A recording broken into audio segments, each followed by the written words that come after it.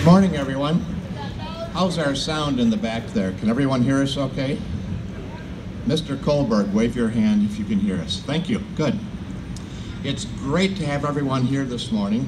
For the benefit of those who have not met our founder, Jim Dawes, this is Jim Dawes, and with him is his wife, Dulcie. Dulcie, can you wave your hand to us, please? I think it's obvious to say that old-timers know Jim. Some of you new folks perhaps not quite as much, but it's great to have Jim and Dulcie with us here today. We're making a tour of Plant 1 this morning, Plant 2 this afternoon. I have a few comments, then Jim has a few comments to make. It goes without saying that without Jim's vision and willingness to take a risk, we wouldn't be here today. And 540 people say, thank you, Jim. Thank you for the jobs.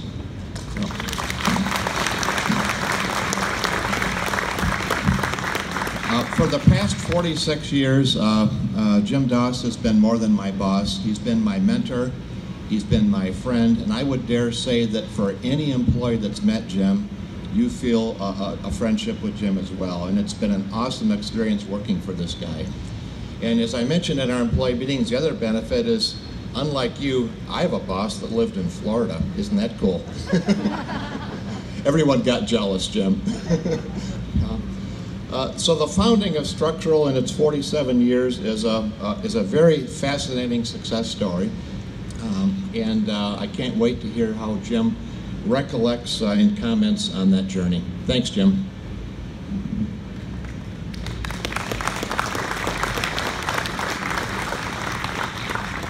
Thank you so much. It's really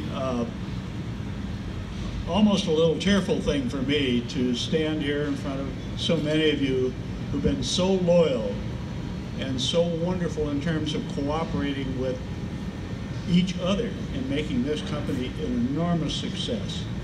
To start from practically nothing, which by the way means I had a second mortgage on my house in 1971, and our first plant was 1,500 square feet. Put that together today with when we had our first year, we did $435,000 in volume for the first year. We're now doing $435 a day. And so how does that happen? Well, first of all, thanking all of you for the efforts that you have put forth. I have to reflect back on kind of the beginnings of all this and say that I recollect at the time in 1951 when I was 17 years old, and I went to work for a company here in the area called Bastian Blessing. I was working in their Chicago office, and at the time I was hired in as a draftsman. And after about I think from 51 to about 1955, I went into the Air Force for 5 years, returned and came back in, and I wound up becoming a sales manager for that company over the years. And then they decided they wanted to shift me back to Chicago because we had moved to Grand Haven, by the way, the plant had. And so they wanted to ship me back to Chicago just after I went to college at 37, got a degree, and they wanted me to come back over and work over there in the office. And guess what? As you guys know, all of you, this is a wonderful place to live. Except for the first time in a long while, I had to scrape windshields this morning. I'm not used to doing that, so that was a new experience for me. We don't do that down in Florida. And we do a little of it in New Jersey, because when I'm out there with Dulcie, we don't have time to get into the winter there. We head right down to Florida about the middle of October. But at any rate, in the course of working with Bastian Blessing, when they wanted me to move back over to Chicago, I said, no, I love Western Michigan. And it just happened at the time, we found a company that had a patent available to put together tubular fixtures of all kinds. And so we decided, I say we, because my partner, my next door neighbor, Don Ott, and I put our heads together, and he was interested in leaving his company. And then the two of us combined, we put this together in 1972. Ultimately, Don and I split up in I think it was 1985, and we moved forward from there. Now, why do I reference Bastian Blessing? Because they're in the refrigeration business. They were making soda fountains. Some of you probably don't even know what a soda fountain looks like. For years I was drawing soda fountains into plans for drugstores and that sort of thing. But at any rate, so when we got together, we put this together with a minimal investment as we possibly could. And I give you an illustration of the investment we had. I think at the reference around $80,000 we put together with Don, myself, and my ex-boss, and the Canadian company. They didn't participate. They didn't put any money in because they didn't want to give us the license to do this Tubex product line. They wanted a big company to acquire that license and then move forward with it.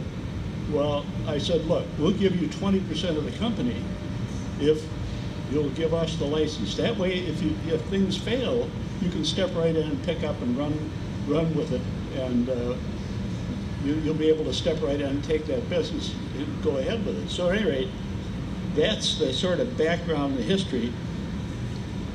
We wound up, I get back to Bastian Blessing, refrigeration business. So now, fast forward, I was in the business now I turned 55, and lo and behold, I get a notice from the company that I had been with for 20 years, just a little over 20 years. They said, would you like to take your pension early at 55, or do you want to wait till 65? I thought, pension? You gotta be kidding me. Guess who paid my pension and still does? Hussmann. Is that not priceless? Hussmann acquired Bastian Blessing many years before, and lo and behold, they acquired all of the pensions that were required to be paid to the employees. So to make this a little funnier, I made a decision consciously at one of the trade shows to go over to the Hussmann booth. And I walked in, they looked at, I asked for the general manager or the president, whoever it was. The guy introduced himself, and he looked at my badge and he said, you got a great company. He said, you guys you're moving right along. I said, well, thank you. I didn't come here to tell you to have that, to talk about business. I said, I just wanted to thank you for my pension. He said, what? You get a pension? I said, absolutely. I got $180.31 every month out like clockwork. And please don't go out of business because I need the money. So anyway, I think I'm very proud of a lot of things, not least of which, this has been a people-friendly company all the way along. Doesn't make any difference whether you're a manager or whether you're working in the shop or whether you're working in the office. This is and always have been, and I'm very proud of it, a team-oriented experience. We have faced some difficult things, and when it comes to doing business with our customers, oftentimes we find that our customers are more bureaucratic than we would ever think about being. They can't make decisions. One of the distinct advantages we have here, not only do we have a fine product, but we can also make decisions very quickly. And as I think many of you know, we can turn around and build prototypes and get into different kinds of fields very, very easily, different kinds of businesses very easily. Starbucks was a prime example years ago. We built prototypes, all of a sudden we get the business. But if we hadn't just taken that little bit of a risk, and we've done this with many other customers, a little bit of a risk to get into some new products and make decisions that perhaps would work out and sometimes don't work out, we wouldn't be where we are today. And that says a lot about the innovativeness of the people who are involved, not only in engineering, but I always found when I was really more active here, I found better ideas coming from the plant floor about how to make changes and how to move forward with the business and make it more successful and really do a better job simply by talking to people. And I think that's a routine that we'll continue to follow. Come out, talk to people, find out how they believe things could be improved in the product or the efficiencies that are necessary to make this company a success. And for that, I'm just so grateful. The other thing is, I think that we have a lot of opportunities here, and there are many opportunities for promotion, and that's another thing. If you look around at the people who are in general in the management capacity here, they have come from much lower level starting kinds of positions and work their way up. Anyone who has a desire to really get ahead and move forward, just work at it. Don't ask people what you can do to improve yourself. I think that's something I learned a long time ago, to ask people, ask your manager, how can I do a better job? Is there something I'm missing? Those are the kinds of people that really make a difference in almost any organization, but particularly here at Structural. The other thing I'm very proud of, well, several things, but our refrigeration expertise is known throughout the industry as being the best. Now, we're not, by comparison to our competitors, we're a fairly small company. I mean, we're dealing with companies that, several of our competitors are up in the billions of dollars in size. But we are known as the innovators, particularly in refrigeration. What does that tell you about our capability? For example, how did we wind up being asked by the industry, AHRA, I think I got that right, AHRA, to testify in front of Congress on behalf of the entire industry on regulations that the dumb government was trying to place on our company that would have destroyed half of our business, by the way. Government regulations have that characteristic. They're more destructive than they are helpful by far. So here we are, by comparison, a little company who are representing the entire industry, and we won, didn't we? Yeah, we won. So that, coupled with our customer list, I mean, when people ask you what you do, this is what I tell people. So what did you do? I said, well, we have a company that manufactures refrigerated cases for most of the major supermarket chains. Oh, really? Like Myers, like Publix, and you go on with that list. Oh, by the way, we do Starbucks. Starbucks, really?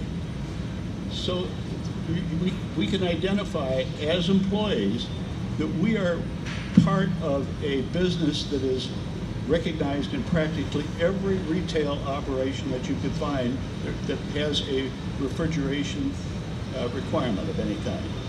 So that alone is a special thing that's really makes me feel great, and I'm sure makes you all feel good too when people tell you or ask you what you do and you explain what you do and they say, oh yeah, I see your cases in Myers all the time, that's great.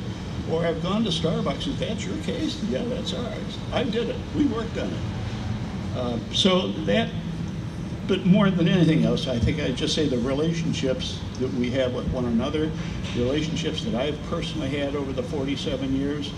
By the way, that makes me ancient in case anybody wants to know. I'm soon going to turn 85, and I'm coming back because most of us shareholders bought back into the company.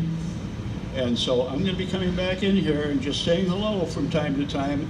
And if I'm drooling when I'm 95, just remember me as I'm standing here. Just don't make any comments about how old I look. No, seriously, it's just been a marvelous experience. And I think for the future, Dave and I, about 3 years ago, Dave is now, I think, 67. And I knew at that time I was 82, 81, 82, that we're coming down to the end of our, how do you want to put it? Well, I'm on this side of the grass anyway, that's the most important thing. But we're coming down to the end. What do we do? I mean, my children were not interested in taking part in the business.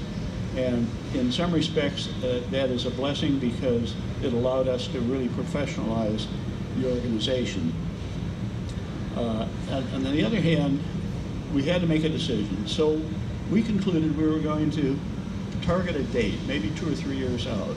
And it just happened that this date arrived fairly recently. About 6 months ago, we made that decision we're going to move forward and find an organization that could come in here and keep this culture going, keep this business going as it is, and grow it substantially.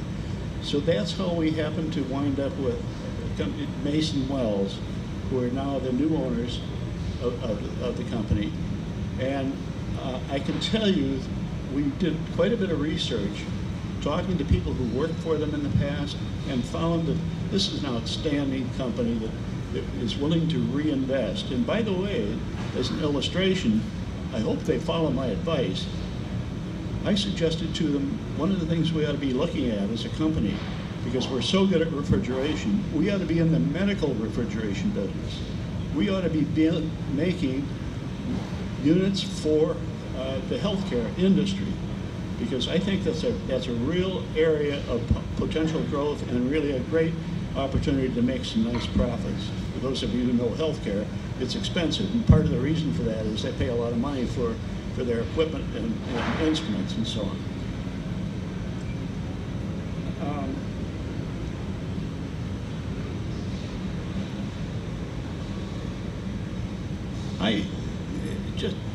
My son said last night to me, he said, "I know what you're going to do, Dad. You do it every time.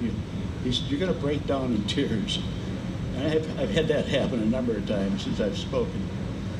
I'm almost inclined to do that. And I tell you, when I really did, when we had our 40th anniversary, and I was shaking hands with so many people, and they were telling me how happy they were to be here, how many years they'd been here, and what a wonderful place it was to work. I was just bawling like a baby. So for me, this is a very special occasion to say congratulations to you all for being such a wonderful, marvelous group of people who've made this company what it is. Yes, some of us took a risk at the beginning, but that risk is only as good as the results that come from the risk. And you folks are the ones that made it happen. And I really, really, really appreciate it. Thank you so much. God bless you all. And keep going.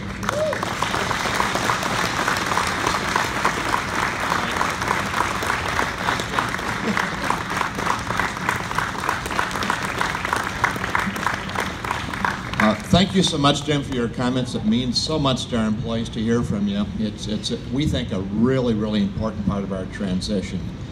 Jim's going to hang around here for a few minutes, so rather than wandering around to 312 workstations or whatever the count is, if you want to chat with Jim and haven't already, just feel free to come on up. And also, just a reminder, tomorrow at around 8, we'll be touring. Victor and John and I will be touring with a couple of the Mason Wells guys. They just want to meet and greet. No programs, no presentations, as we discussed, and then we're having our management meeting with them actually late this afternoon. So thank you so much for coming out, and if you got a minute, come and say hi to Jim. Take care.